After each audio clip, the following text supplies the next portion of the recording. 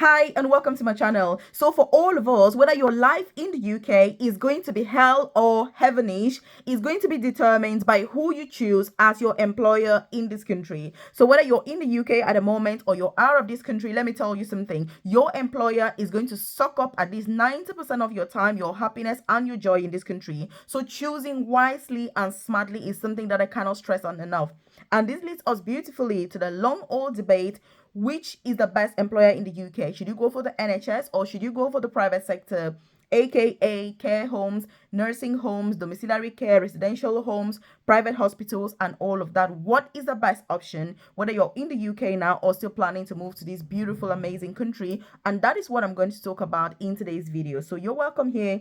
And if you haven't joined this family, obviously hit the subscribe button below because you want to be the first person that is notified every single day when I drop a new video on here. I'm somebody that my UK journey now has been 13 years, and in those 13 years I have progressed from a carer, in a nursing home, to an advanced nurse practitioner, which is currently the most senior clinical nursing job that there is in the profession. So in my time, I have worked in a nursing home, I worked in a care home, I worked in domiciliary care, I worked in a residential home, I've done support work in people's own homes, I've done all sorts of carer jobs and nursing jobs that there are in the UK. So I'm saying this out of a lot of experience because this is what I do. And by the way, if you're not aware, I do have a free newsletter. I've dropped a link in the comment section below where I send information about free visa sponsorship jobs and opportunities to move to the UK or switch if you're already in this amazing country, as well as career progression in the UK. I'm very passionate about career progression. Whether you're working in a care home or NHS or wherever, yes, then what? What next? How can you progress to the next stage so that you can ultimately work less, earn a lot of money, and retire early? That is my goal. So if you check the comment section, you see a link to join. It's free. You drop your name and email address and you're part of it. Also, you see my contact details. It's my WhatsApp number, as well as my email address. If you're suddenly you're thinking, Melvis, I need one-to-one support with this whole process. I'm sick and tired of my experience. I need something new, something fresh in the UK so that I can really maximize the opportunities that this country has to bring. Then, like I say, your girl. So what is really happening?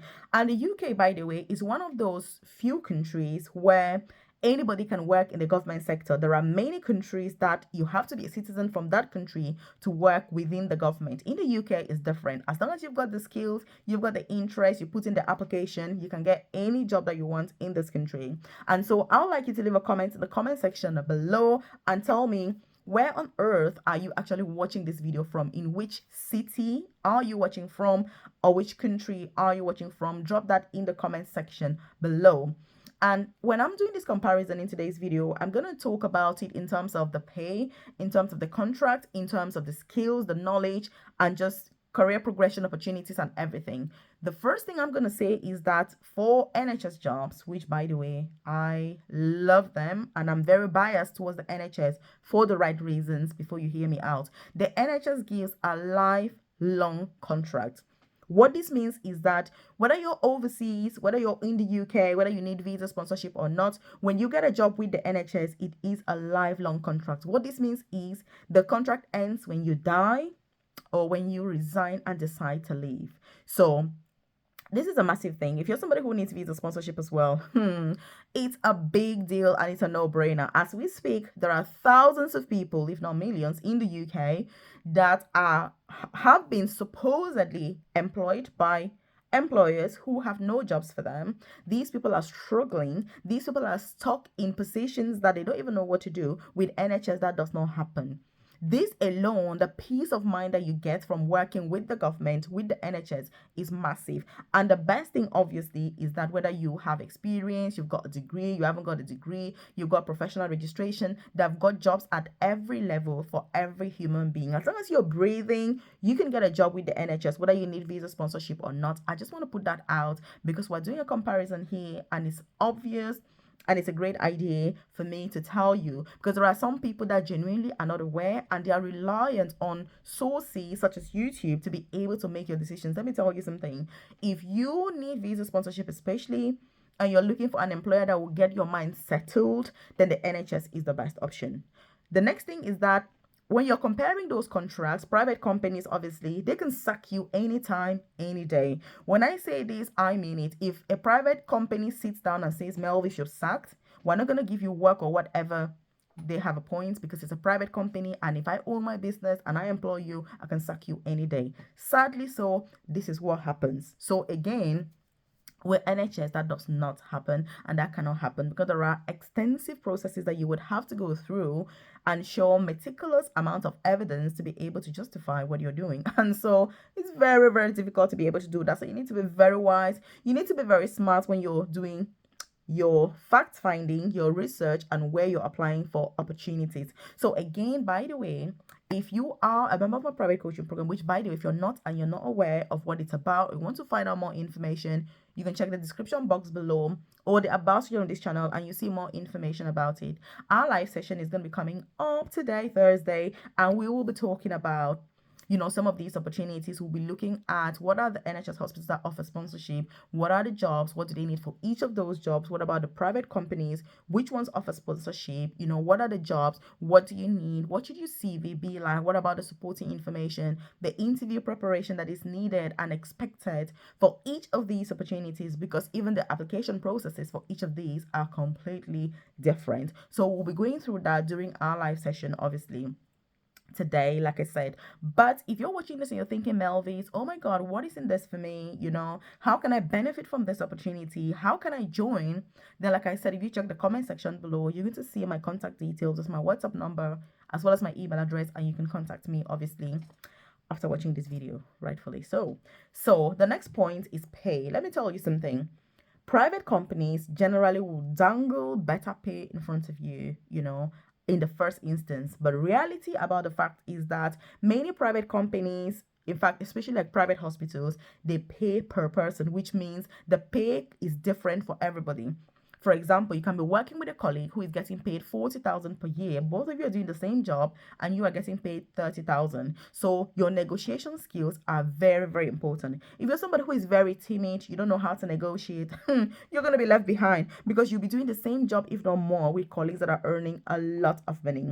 And this is why the private sector is very good for the smartest people. If you can negotiate, you're going to get more. If you're somebody who is very timid, unable to negotiate, good luck, because you're going to be sucked into the system. So that's another thing. But with NHS jobs, the pay is very standard with everybody. So they'll tell you that the pay is X band, band 2, for example, band 3, band 4. The higher the band, the higher the pay. By the way, if you want me to do a video just talking about NHS bands, explaining the expectations with each band and what is needed and how do you progress within the bands and all of that, drop a comment in the comment section below and say NHS bands, and I'll be able to provide more information about it. So if you need more information about the NHS pay structure and understanding the different bands, like I said, just drop that comment and say NHS bands, and I'll be able to provide that. Because if you're applying, these are the details that you have to know. If you don't know and you're applying for NHS jobs blindly, I tell you, it can be a massive challenge. That's why they have so many vacancies with many people applying and very few people really know how to apply properly. Also, if you know anybody, by the way, that can benefit from this information, feel free to share with them. Encourage them to apply so that they can try their luck, because you just never know where your own success is going to come from. Don't say, hey, I've got so many unfortunate emails, I'm going to stop applying. You don't do that, because it's going to be your own loss. When you start building the momentum, you need to keep pushing until you achieve your goals. I say this because I started my UK journey as a band 1 carer to then getting to the top of that banding. It hasn't been easy, but it's been a process that has been worthwhile. And that is one advantage also that the NHS has, which is career progression opportunities. When it comes to career progression, oh my goodness, nothing beats that. This links us beautifully to the skills, to the knowledge, and to the experience. When you work for the NHS, because of the acute nature of it, obviously there are hospitals, you're going to gain more experience and more exposure. Whether you're in a clinical job, non-clinical job, it doesn't matter. And by the way, if you're thinking about, Melvis, what are these clinical jobs that you're talking about? What are those NHS jobs that offer visa sponsorship? By the way, check the video that I dropped yesterday, the video that I dropped just before this one, and it tells you about those clinical, non-clinical jobs, which ones offer sponsorship without experience and all of that.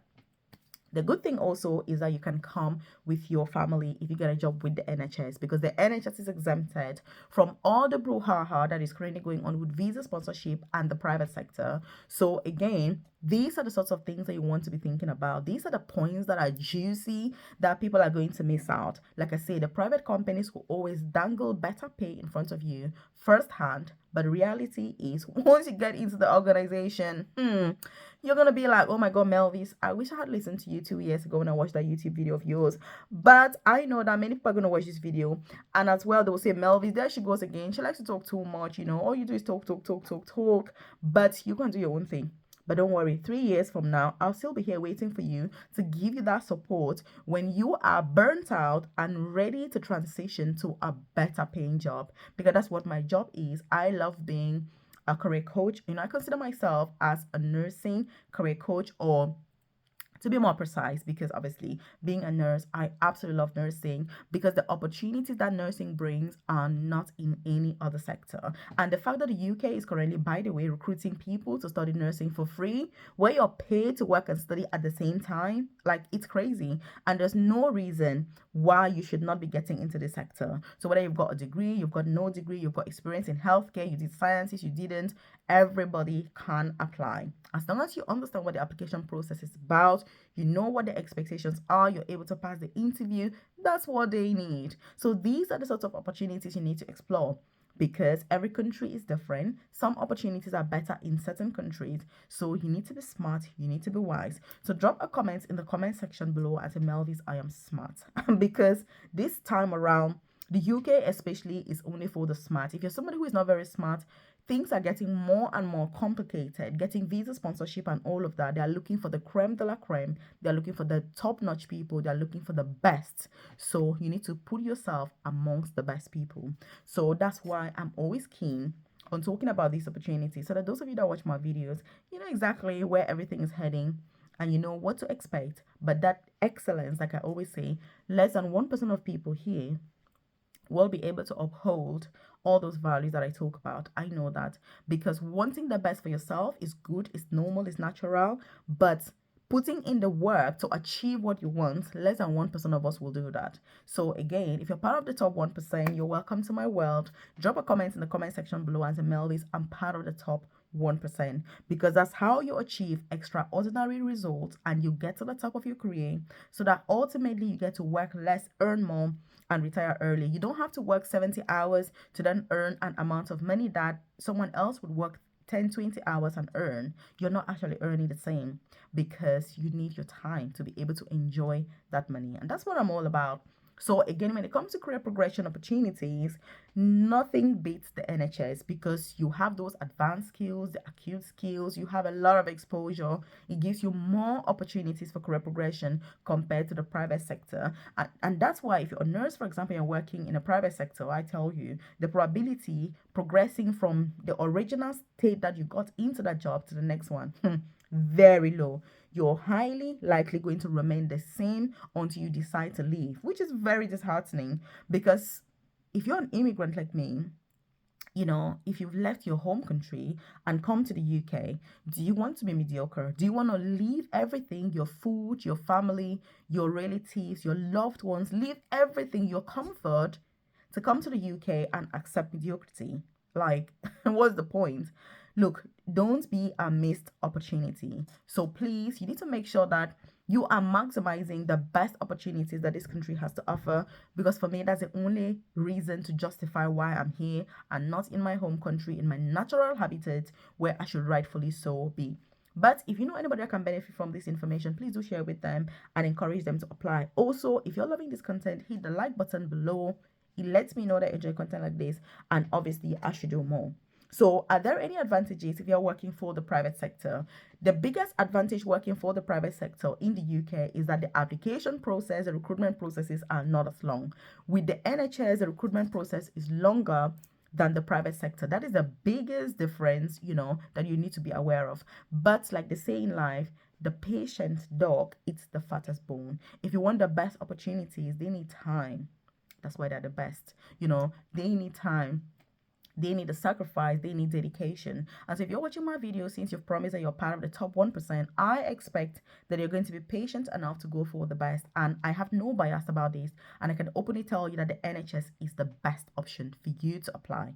100%, no doubt. Drop a comment and say, Melvis, I watched this video till the end, and then check this out here.